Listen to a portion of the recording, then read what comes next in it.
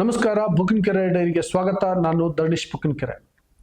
ರಾಜ್ಯದ ಸಾಮಾಜಿಕ ಮತ್ತು ಶೈಕ್ಷಣಿಕ ಸಮೀಕ್ಷಾ ವರದಿ ಅರ್ಥಾತ್ ಜಾತಿ ಜನಗಣತಿ ವರದಿಯ ಸ್ಥಿತಿ ಹೇಗಿದೆ?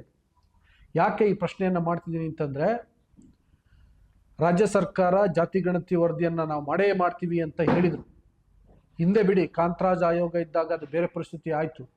ಅದಾದಮೇಲೆ ನಿರೀಕ್ಷೆ ಉಟ್ಕೊಂಡಿತ್ತು ಜಾತಿ ಜನಗಣತಿ ವರದಿ ಜಾರಿಯಾಗುತ್ತೆ ಅಂತ. ಅದರಲ್ಲೂ ಮುಖ್ಯವಾಗಿ ಹಿಂದುಳಿದ ವರ್ಗಗಳಲ್ಲಿ, ಸಣ್ಣ ಸಣ್ಣ ಜಾತಿಗಳಲ್ಲಿ, ಮೈಕ್ರೋಸ್ಕೋಪಿಂಗ್ ಕಮ್ಯುನಿಟಿಗಳಲ್ಲಿ, ಹೆಸರೇ ಇಲ್ಲದಿರುವಂತಹ ಜಾತಿಗಳಲ್ಲಿ ಜಾತಿ ಜನಗಣತಿಯ ರಿಪೋರ್ಟ್ ರೆಡಿ ಆಗುತ್ತೆ, ಆಗ ನಮ್ಮ ಜಾತಿಯ ಸಂಖ್ಯೆ ಎಷ್ಟು, ನಮ್ಮ ಜಾತಿಯ ಪರಿಸ್ಥಿತಿ ಹೇಗಿದೆ ಅನ್ನೋದು ಗೊತ್ತಾಗುತ್ತೆ. ಅದರಿಂದಾಗಿ ಮುಂದೆ ಬರುವಂತಹ ಸರ್ಕಾರಗಳು ನಮಗೆ ಅನುಕೂಲವಾಗುವಂತಹ ಕೆಲವು ಕಾರ್ಯಕ್ರಮಗಳನ್ನು ರೂಪಿಸಬಹುದು, ನೀತಿಗಳನ್ನು ರೂಪಿಸಬಹುದು ಎನ್ನುವಂತಹ ನಿರೀಕ್ಷೆಗಳು ಹುಟ್ಕೊಂಡಿದ್ವಿ. ಆ ಕಾರಣಕ್ಕೋಸ್ಕರ ಜಾತಿ ಜನಗಣತಿ ಬಹಳ ಬಹಳ ಮುಖ್ಯ ಆಗಿತ್ತು. ಆದರೆ ಈಗ ರಾಜ್ಯ ಹಿಂದುಳಿದ ವರ್ಗಗಳ ಶಾಶ್ವತ ಆಯೋಗ ಸಮೀಕ್ಷೆಯನ್ನು ಮಾಡಿದೆ. ಡೇಟಾ ಕಲೆಕ್ಷನ್ನು, ಡೇಟಾ ಸೆಗ್ರಿಗೇಷನ್ನು, ಈ ಥರದ ಏನೇನೋ ಪ್ರೋಸೆಸ್ಗಳು ನಡೀತಾ ಇದ್ದಾವೆ.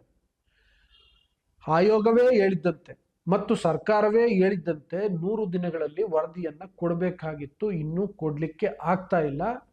ಹಾಗಿದ್ಮೇಲೆ ಈ ಜಾತಿ ಜನಗಣತಿಯ ಅಥವಾ ಸಾಮಾಜಿಕ ಮತ್ತು ಶೈಕ್ಷಣಿಕ ಸಮೀಕ್ಷಾ ವರದಿಯ ಸ್ಥಿತಿ ಹೇಗಿದೆ ಅನ್ನುವಂಥದ್ದನ್ನು ನೋಡಬೇಕಾಗತ್ತೆ. ಅದಕ್ಕೋಸ್ಕರ ಈ ವಿಡಿಯೋವನ್ನು ಮಾಡ್ತಾ ಇದ್ದೀನಿ ವೀಕ್ಷಕರೇ. ಅದಕ್ಕೂ ಮೊದಲು ನಾನು ನಿಮಗೆ ರಿಕ್ವೆಸ್ಟ್ ಮಾಡ್ತೀನಿ, ಈ ಥರದ ಉಪಯುಕ್ತ ಮಾಹಿತಿಗಳಿಗೋಸ್ಕರ, ವಿಡಿಯೋಗಳಿಗೋಸ್ಕರ ನೀವು ಬುಕ್ಕಿನಕೆರೆ ಡೈರಿಯನ್ನು ಸಬ್ಸ್ಕ್ರೈಬ್ ಮಾಡಿ, ಲೈಕ್ ಮಾಡಿ, ಶೇರ್ ಮಾಡಿ ಮತ್ತು ಬೆಲ್ ಬಟನನ್ನು ಪ್ರೆಸ್ ಮಾಡಿ. ವೀಕ್ಷಕರೇ, ಹಿಂದೆ 2014ರಲ್ಲಿ ರಚನೆಯಾಗಿದ್ದಂತಹ ಕಾಂತರಾಜ್ ಆಯೋಗ ಸಮಗ್ರವಾದ ಒಂದು ಅಧ್ಯಯನವನ್ನು ಮಾಡಿ ರಾಜ್ಯದ ಎಲ್ಲ ಜಾತಿಗಳ ಎಲ್ಲ ಜನರ ಸಮೀಕ್ಷೆಯನ್ನು ಮಾಡಿ, ಅವರು ಆರ್ಥಿಕವಾಗಿ ಯಾವ ಸ್ಥಿತಿಯಲ್ಲಿದ್ದಾರೆ, ಶೈಕ್ಷಣಿಕವಾಗಿ ಯಾವ ಸ್ಥಿತಿಯಲ್ಲಿದ್ದಾರೆ, ಸಾಮಾಜಿಕವಾಗಿ ಆ ಸಮುದಾಯಗಳು ಹೇಗಿವೆ, ಯಾವ ಪರಿಸ್ಥಿತಿಯಲ್ಲಿವೆ ಅನ್ನುವಂಥ ಒಂದು ಸಮಗ್ರ ಅಧ್ಯಯನವನ್ನು ಮಾಡಿತ್ತು. ಅದು 2018ರಷ್ಟೊತ್ತಿಗೆ ರಿಪೋರ್ಟ್ ಬರಬೇಕಾಗಿತ್ತು, ಬರಲಿಲ್ಲ. ಆಗ ಬಂದು ಸಿದ್ದರಾಮಯ್ಯ ಆ ವರದಿಯನ್ನು ಅಕ್ಸೆಪ್ಟ್ ಮಾಡದೇ ಇದ್ದರೆ ರಾಜಕೀಯವಾಗಿ ಬೇರೆ ರೀತಿಯ ಚರ್ಚೆಗಳಾಗ್ತಾ ಇದ್ವು, ಬೇರೆ ರೀತಿಯ ಸ್ವರೂಪದ ಪಡ್ಕೊಳ್ತಾ ಇತ್ತು ಕರ್ನಾಟಕದ ರಾಜಕಾರಣ ಮತ್ತು ಸಿದ್ದರಾಮಯ್ಯ ವಿಷಯದಲ್ಲಿ. ಅದು ಬೇರೆದು. 2018ರಿಂದ 2023ರವರೆಗೆ ಮೊದಲು 1 ವರ್ಷ ಕಾಂಗ್ರೆಸ್ ಮತ್ತು JDS ಮೈತ್ರಿ ಸರ್ಕಾರ ಇತ್ತು. ಮೈತ್ರಿ ಸರ್ಕಾರದಿಂದ ಅಂಥದ್ದೇ ನಿರೀಕ್ಷೆ ಮಾಡಲಿಕ್ಕೆ ಸಾಧ್ಯ ಇರ್ತಿರಲಿಲ್ಲ. ಆ ನಂತರದಲ್ಲಿ BJP ಸರ್ಕಾರಕ್ಕೆ ಇದು ಬೇಡವೇ ಆಗಿತ್ತು. ಅವರು ಕೂಡ ಇದ್ರ ಬಗ್ಗೆ, ಅಂದರೆ ಈ ವರದಿ ಬಗ್ಗೆ ನೋಡಲಿಲ್ಲ. 2023ರಲ್ಲಿ ಸಿದ್ದರಾಮಯ್ಯ ಮತ್ತೊಮ್ಮೆ ಮುಖ್ಯಮಂತ್ರಿ ಆದಾಗ ಮತ್ತೆ ಹೋಪ್ಸ್ ಕ್ರಿಯೇಟ್ ಆಯಿತು. ಯಾರಿಗೆ ಹೋಪ್ಸ್ ಕ್ರಿಯೇಟ್ ಆಯಿತು? ನಾನು ಆಗಲೇ ಹೇಳ್ದಂಗೆ ಸಾಮಾಜಿಕವಾಗಿ ಹಿಂದುಳಿದಿರೋರಿಗೆ, ಮತ್ತು ದನಿ ಇಲ್ಲದಿರೋರಿಗೆ, ಅಬಲರಿಗೆ, ಈ ಥರದವ್ರಿಗೆ ಈ ವರದಿ ಬರುತ್ತೆ ಅನ್ನುವಂಥ ನಿರೀಕ್ಷೆ ಉಟ್ಕೊಂಡಿತ್ತು. ಆದರೆ ಭ್ರಮನಿರಸನ ಆಗಿಬಿಡ್ತು. ಕಾಂಗ್ರೆಸ್ ಹೈಕಮಾಂಡ್ ಈ ವರದಿಗೆ ಬ್ರೇಕ್ ಆಗ್ತು ಕಳೆದ ವರ್ಷ. ಸ್ವತಃ ಸಿದ್ದರಾಮಯ್ಯ ಇದು 10 ವರ್ಷದ ಹಿಂದಿನ ವರದಿ ಅಂತ ಹೇಳ್ಬಿಟ್ರು. ನಾವು 30 ವರ್ಷದ ಹಿಂದಿನ ವರದಿಯ ಆಧಾರದ ಮೇಲೆ ಮೀಸಲಾತಿ ಹಂಚಿಕೆ ಮಾಡಿ, ಈಗಲೂ ಕೂಡ ಅದರ ಆಧಾರದ ಮೇಲೆ ನೇಮಕಾತಿಗಳಾಗ್ತಿದ್ದಾವೆ, ಅದರ ಆಧಾರದ ಮೇಲೆ ಮತ್ತೊಂದು ಕೆಲಸಗಳಾಗ್ತಾ ಇದ್ದಾವೆ, ಕಾರ್ಯಕ್ರಮಗಳನ್ನು ರೂಪಿಸಲಾಗ್ತಾ ಇದೆ, ಅದು ಲೆಕ್ಕಕ್ಕಿಲ್ಲ.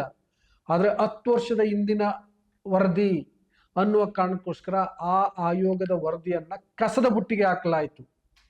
ಅದಾದಮೇಲೆ ನ್ಯಾಯವಾದಿ ಮಧುಸೂದನ್ ನಾಯಕ್ ನೇತೃತ್ವದಲ್ಲಿ ಈಗ ಮತ್ತೊಂದು ಆಯೋಗವನ್ನು ರಚನೆ ಮಾಡಲಾಗಿದೆ. ಆ ಆಯೋಗ ಈಗಾಗಲೇ ಸಮೀಕ್ಷೆಯನ್ನು ಮಾಡಿದೆ.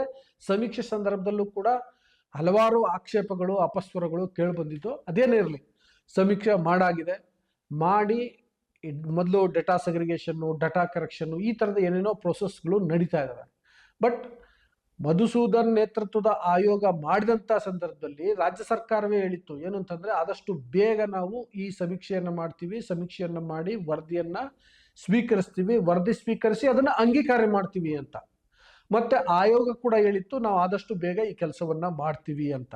ಆದರೆ 3 ತಿಂಗಳಾದರೂ ಕೂಡ ಇಲ್ಲಿಯವರೆಗೂ ಆಯೋಗ ಏನು ಕೆಲಸ ಮಾಡ್ತಿದೆ ಅನ್ನುವಂಥ ಮಾಹಿತಿ, ಒಂದೇ ಒಂದು ಲೈನ್ ಮಾಹಿತಿ ಕೂಡ ಸಿಗ್ತಿಲ್ಲ.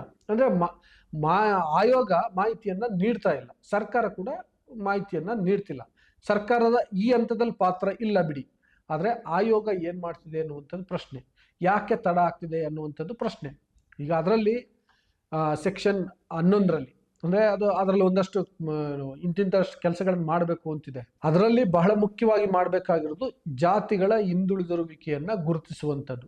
ಅದನ್ನು ಈ ಆಯೋಗ ಹೇಗೆ ಗುರುತಿಸಿದೆ ಅನ್ನೋದು ಬಹಳ ಮುಖ್ಯವಾದಂಥ ಪ್ರಶ್ನೆ. ಯಾಕೆಂದರೆ ಕೆಲವು ಸಮುದಾಯಗಳ ನಿಯೋಗಗಳು ಆಯೋಗವನ್ನು ಭೇಟಿ ಮಾಡಿ ನಮ್ಮ ಜಾತಿಯನ್ನು ಈ ಪ್ರವರ್ಗಕ್ಕೆ ಸೇರಿಸಿ, ಈ ಪ್ರವರ್ಗದಿಂದ ಈ ಪ್ರವರ್ಗಕ್ಕೆ ವರ್ಗ ಮಾಡಿ ಅಂತೆಲ್ಲ ಮನವಿಯನ್ನು ಕೊಟ್ಟಿದ್ದಾವೆ. ಸೊ ಅದರಿಂದಾಗಿ ಒತ್ತಡಕ್ಕೇನಾದರೂ ಸಿಲುಕಿದೆಯಾ ಆಯೋಗ ಎನ್ನುವಂಥ ಪ್ರಶ್ನೆ ಉದ್ಭವಿಸಿದೆ. ನಂಬರ್ 2, ಈ ದ್ವಿತೀಯ ಮೂಲದ ಮಾಹಿತಿಯನ್ನು ಪಡ್ಕೊಳ್ಬೇಕು. ಅದಕ್ಕೆ ಸರ್ಕಾರದ ಸಹಕಾರ ಕೂಡ ಬೇಕು. ಯಾಕೆಂದರೆ ಈಗ ಫಾರ್ ಎಕ್ಸಾಂಪಲ್ ವಿಶ್ವವಿದ್ಯಾನಿಲಯಗಳಲ್ಲಿ, ಬೇರೆ ಅಕಾಡೆಮಿಗಳಲ್ಲಿ, ಪ್ರಾಧಿಕಾರಗಳಲ್ಲಿ, ಸರ್ಕಾರದ ಸ್ವಾಯತ್ತ ಸಂಸ್ಥೆಗಳಲ್ಲಿ ಯಾವ್ಯಾವ ಜಾತಿಯ ಜನ ಎಷ್ಟೆಷ್ಟಿದ್ದಾರೆ, ಯಾವ್ಯಾವ ಹುದ್ದೆಯಲ್ಲಿದ್ದಾರೆ ಅನ್ನುವಂಥ ಮಾಹಿತಿಯನ್ನು ಪಡ್ಕೊಂಡು ಅದರ ಆಧಾರದ ಮೇಲೆ ಜಾತಿಗಳ ಹಿಂದುಳಿದಿರುವಿಕೆಯನ್ನು ಗುರುತಿಸಬೇಕು. ಇದನ್ನು ದ್ವಿತೀಯ ಮೂಲದ ಮಾಹಿತಿಗಳ ಅಂತ ಹೇಳ್ತಾರೆ. ಇದಕ್ಕೆ ನಾನು ಆಗಲೇ ಹೇಳ್ದಂಗೆ ಸರ್ಕಾರ ಸಹಕಾರ ಕೊಡಬೇಕು. ಬಟ್ ಈ ಕ್ಷಣದವರೆಗೂ ಕೂಡ ಆಯೋಗ ಈ ಥರದ ಪ್ರಾಸೆಸ್ ಮಾಡ್ತಿದೆ ಅನ್ನುವಂಥ ಮಾಹಿತಿಗಳು ಸಿಗ್ತಾ ಇಲ್ಲ. ಒಂದು, ನಾನು ಆಗಲೇ ಹೇಳಿದಂತೆ ಜಾತಿಗಳ ಹಿಂದುಳಿದಿರುವಿಕೆ ಗುರುತಿಸುವಂಥ ಕಾರ್ಯದಲ್ಲಿ ಆಯೋಗ ಸ್ವಲ್ಪ ತೊಡರುಗಳಿಗೆ ಸಿಲುಕೊಂಡಿರಬಹುದು ಅನ್ನುವಂಥ ಮಾಹಿತಿಗಳು ಸಿಗ್ತಿದ್ದಾವೆ. ಎರಡನೇದು, ದ್ವಿತೀಯ ಮೂಲದ ಮಾಹಿತಿಯನ್ನು ಸಂಗ್ರಹಿಸಲಿಕ್ಕೆ ಆಯೋಗ ತಡಬಡಾಯಿಸ್ತಾ ಇದೆ ಅನ್ನುವಂಥ ಮಾಹಿತಿಗಳು ಸಿಗ್ತಿದ್ದಾವೆ. ಸರ್ಕಾರದಿಂದ ಯಾವ ರೀತಿಯ ಸಹಕಾರ ಸಿಗ್ತಿದೆ ಅನ್ನೋದ್ರ ಬಗ್ಗೆ ಖಚಿತತೆ ಇಲ್ಲ. ಆದ್ದರಿಂದ ಈ ಆಯೋಗ ಸರ್ಕಾರಕ್ಕೆ ವರದಿ ಕೊಡೋದು ತಡ ಆಗತ್ತೆ ಅನ್ನುವಂಥ ಮಾಹಿತಿಗಳು ಸಿಗ್ತಾ ಇದ್ದಾವೆ. ನಿಜಕ್ಕೂ ಇದು ಘೋರ ಅನ್ಯಾಯ. ಅದರಲ್ಲೂ ವಿಶೇಷವಾಗಿ ಹಿಂದುಳಿದವರಿಗೆ, ಅಲ್ಪಸಂಖ್ಯಾತರಿಗೆ, ಸಣ್ಣ ಪುಟ್ಟ ಕಮ್ಯುನಿಟಿಗಳಿಗೆ, ಮೈಕ್ರೋಸ್ಕೋಪಿಂಗ್ ಕಮ್ಯುನಿಟಿಗಳಿಗೆ ಮತ್ತು ಅಪಾರವಾಗಿ ನಿರೀಕ್ಷೆ ಇಟ್ಕೊಂಡಿರುವಂಥ ಸಮುದಾಯಗಳಿಗೆ ಇದು ದೊಡ್ಡ ಅನ್ಯಾಯ. ಯಾಕಂದರೆ ಈಗ ಈ ಆಯೋಗ ವರದಿ ಕೊಟ್ಟು ಸರ್ಕಾರ ಆಮೇಲೆ ಬೇರೆ ಬೇರೆ ಪ್ರಕ್ರಿಯೆಗಳನ್ನು ಎದುರಿಸ್ಬೇಕಾಗತ್ತೆ. ನೋಡಿ, ಈಗ ವರದಿ ತರಿಸ್ಕೊಂಡು ಅದರ ಅಧ್ಯಯನ ಮಾಡಬೇಕು, ಸಂಪುಟಕ್ಕೆ ತರಬೇಕು, ಚರ್ಚೆ ಮಾಡಬೇಕು, ಸಂಪುಟದ ಅನುಮೋದನೆಯನ್ನು ಪಡ್ಕೊಳ್ಬೇಕು, ಅಗತ್ಯ ಬಿದ್ದರೆ ವಿಧಾನಸಭೆಯಲ್ಲಿ ಪ್ರಸ್ತುತಪಡಿಸ್ಬೇಕಾಗತ್ತೆ, ಮತ್ತು ಸಾರ್ವಜನಿಕವಾಗಿ ಚರ್ಚೆ ಆಗಬೇಕಾಗತ್ತೆ. ಇದೆಲ್ಲ ಆಗಿ ಅಂತಿಮವಾಗಿ ಆ ವರದಿಯ ಶಿಫಾರಸುಗಳನ್ನು ಆಧರಿಸಿ ಸರ್ಕಾರ ಕ್ರಮ ಕೈಗೊಳ್ಳಬೇಕಾಗತ್ತೆ. ಪ್ರವರ್ಗಗಳನ್ನು ಬದಲಾವಣೆ ಮಾಡೋದಿರಲಿ, ಜಾತಿಗಳನ್ನು ಅಡಿಷನ್ ಮಾಡೋದಿರಲಿ, ಡಿಲಿಷನ್ ಮಾಡೋದಿರಲಿ, ಇವನ್ನೆಲ್ಲವನ್ನು ಮಾಡಬೇಕಾಗತ್ತೆ. ಅದು ಇನ್ನೊಂದಷ್ಟು ಸಮಯ ಹಿಡಿಯುತ್ತೆ. ನಾನು ಯಾಕೆ ಈಗ ಬೇಗ ಈ ಮಧುಸೂದನ್ ಆಯೋಗ ವರದಿಯನ್ನು ಕೊಡಬೇಕು ಅಂತ ಹೇಳ್ತಿದ್ದೀನಿ ಅಂತಂದರೆ, ಇವರು ಬೇಗ ಕೊಟ್ಟರೆ ಸಿದ್ದರಾಮಯ್ಯ ಸರ್ಕಾರ ಅದನ್ನು ಬೇಗ ಮಾಡಲಿಕ್ಕೆ ಸಾಧ್ಯ ಆಗುತ್ತೆ.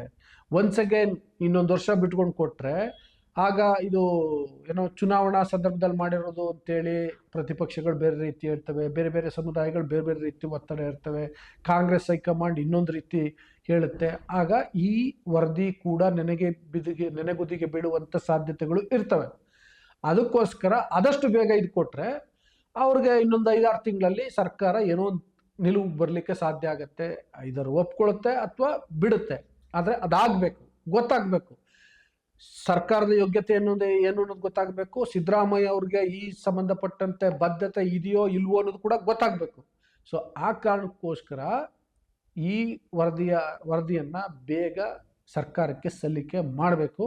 ಆದರೆ ಈಗ ಬರ್ತಿರುವಂಥ ಮಾಹಿತಿಯ ಪ್ರಕಾರ ಆ ಥರದ ಪರಿಸ್ಥಿತಿ ಇಲ್ಲ ಅಂತ ಗೊತ್ತಾಗ್ತಾ ಇದೆ. ಅದನ್ನು ನಿಮ್ಮ ಮುಂದೆ ಇಟ್ಟಿದ್ದೀನಿ ವೀಕ್ಷಕರೇ.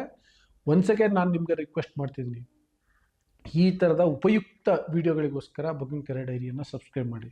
ಜೊತೆಗೆ ನಿಮ್ಮ ಅಭಿಪ್ರಾಯ ಏನು ಅನ್ನೋದನ್ನು ಕಾಮೆಂಟ್ ಬಾಕ್ಸಲ್ಲಿ ತಿಳಿಸಿ.